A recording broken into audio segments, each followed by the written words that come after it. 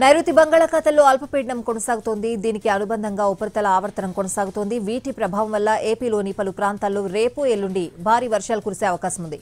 రేపు నెల్లూరు, తిరుపతి, చిత్తూరు జిల్లాల్లో అక్కడక్కడ పిడుగులతో కూడిన మోస్తరు నుంచి భారీ వర్షాలు కురుస్తాయని ఏపీ రాష్ట్ర విపత్తుల నిర్వహణ సంస్థ తెలిపింది. అలాగే ప్రకాశం, అన్నమయ్య, కడప జిల్లాల్లో అక్కడక్కడ తేలికపాటి నుంచి మోస్తరు వర్షాలు కురిసే అవకాశం ఉందని వివరించింది. ఎల్లుండి నెల్లూరు, తిరుపతి జిల్లాల్లో మోస్తరు నుంచి భారీ వర్షాలు కురవనున్నాయి.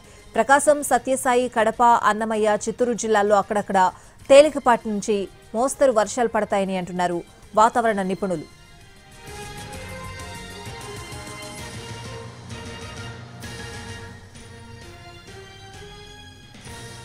నైరుతి బంగాళాఖాతంలో అల్పపీడనం కొనసాగుతోంది. దీనికి అనుబంధంగా ఉపరితల ఆవర్తనం కొనసాగుతోంది. వీటి ప్రభావం వల్ల ఏపీలోని పలు ప్రాంతాల్లో రేపు ఎల్లుండి భారీ వర్షాలు కురిసే అవకాశం ఉంది.